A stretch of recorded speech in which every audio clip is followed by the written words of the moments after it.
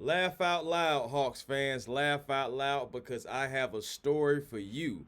In this video today, we are tracking it back just a little bit, going back to the NBA draft, and I have a shocking Atlanta Hawks trade update where a reporter reveals some wild details from draft night. You're going to get it right here from Hawks Digest as I am Chris Tipmore. Welcome back. Take off your shoes, leave on your socks. We have yet another episode of the illustrious Hawks Digest. Hey, one thing about it, like when I read it, this made me laugh, guys. I'm not gonna lie to you because it was an absolute steal. You know, we robbed the NBA and really ran off on those Pelicans twice. But before I get into that, you know I gotta do what I do. Actually got a new graphic too. So you guys see what's going on here. Thank y'all for being subscribed to Atlanta Hawks Digest. I can't thank you guys enough. We're over 2,200 subs, trying to make that march to 3K. So I mean, hey, for everybody that's subscribed, we thank you so much. And again, I told y'all before we was reaching new plateaus on new horizons, and that's why the non-subscribe count is 70% now. So if you are not subscribed to Hawks Digest, help you guys out and become a part of the Hawks Digest family. Well, we really appreciate you guys and love to have you. But all right, guys, I have the news. I have the goods, as they say, and I'm about to go ahead and put it on the screen for you guys. And I'm gonna put it on the big screen so you guys can be able to read it for yourselves as I'm reading it with you guys. All right, so we're gonna dial it back to the draft night to where Onsi Saleh was able to make the trade with the New Orleans Pelicans for that unprotected first round pick. So one Eastern executive with knowledge who was on how the conversation went with from Atlanta's perspective described a perplexing scene when senior vice president Troy Weaver made the call to Atlanta's Bryson Graham. Graham couldn't believe what was actually being offered. Graham asked for clarification multiple times to confirm the unprotected pick was indeed part of the deal. It got to the point to where Hawks general manager had to whip out his own phone and was like, hold on, I gotta make the call myself.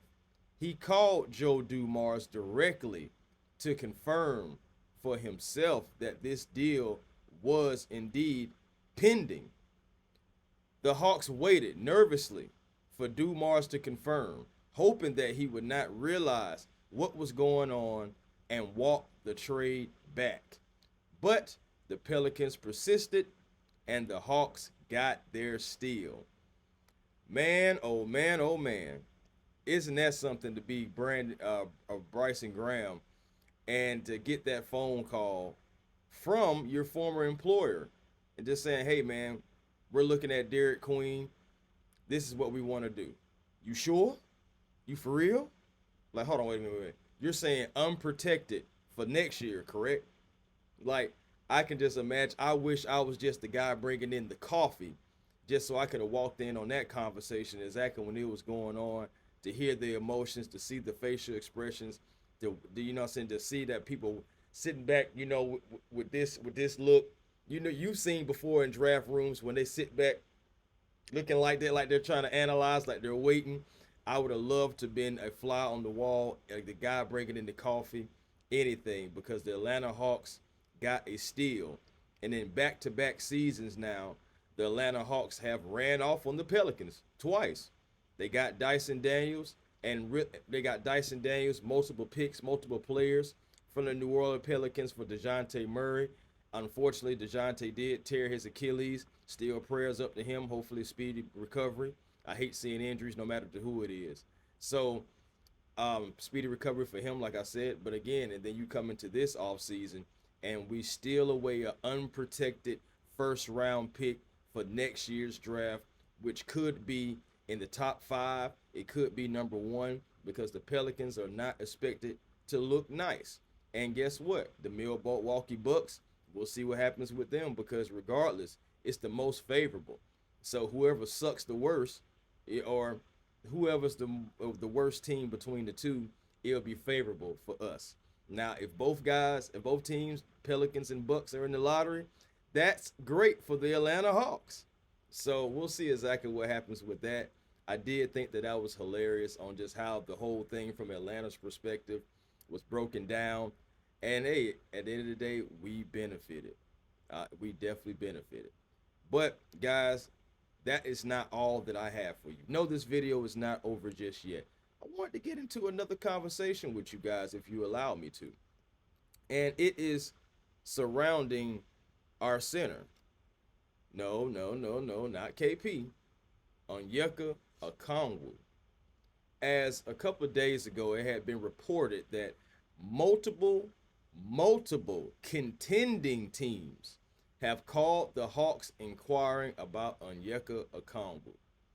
After Atlanta traded for Kristaps Porzingis last week, teams are wondering if Okongwu could be obtainable.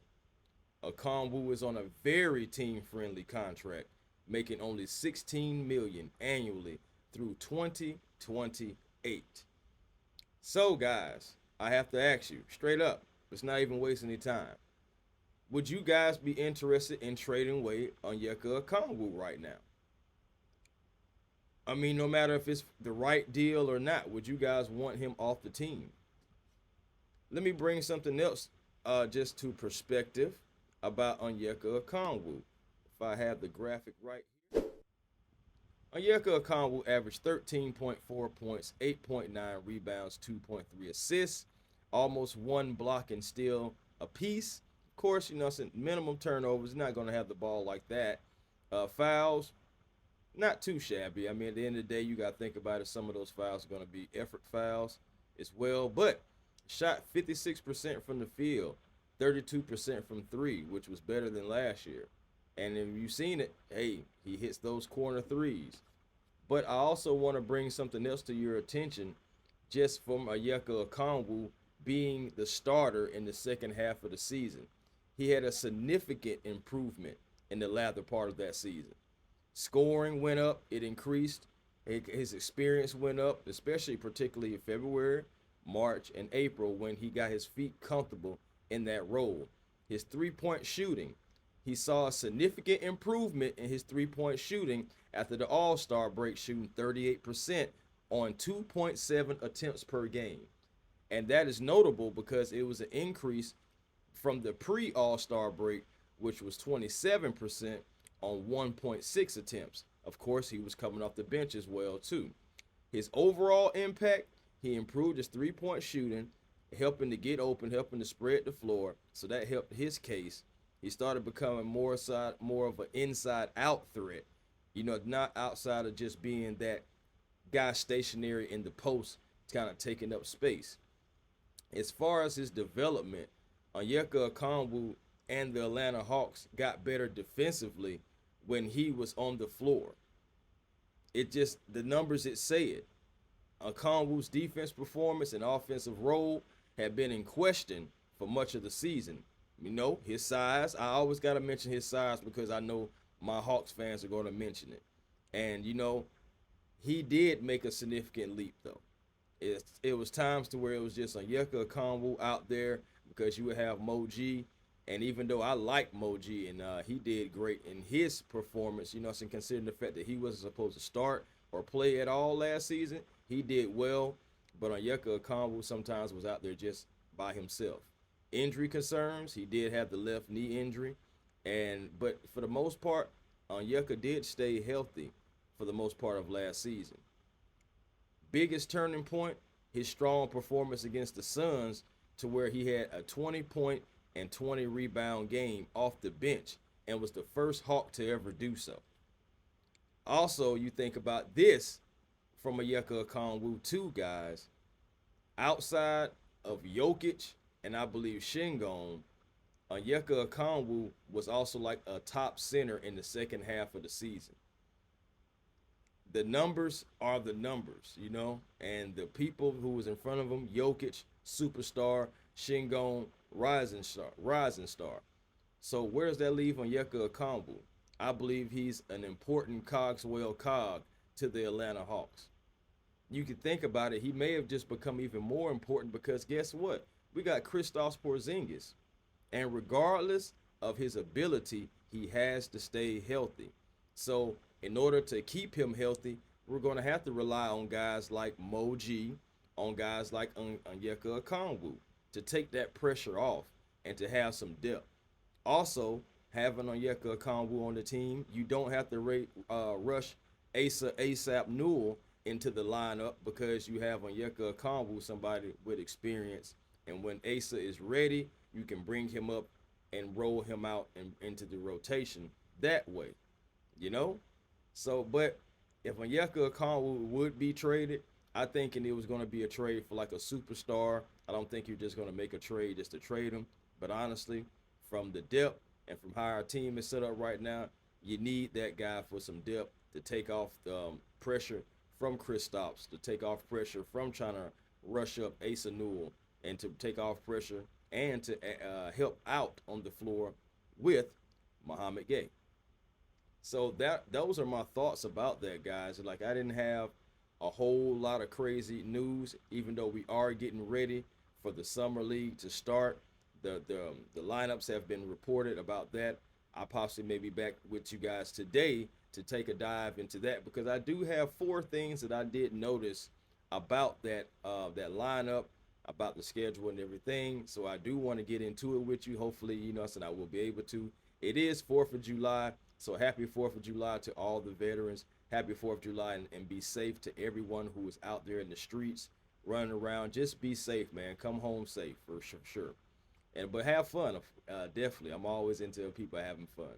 But until next time, guys, I'll be right back at you. Peace and blessings to you all, and to you all, I'll holler.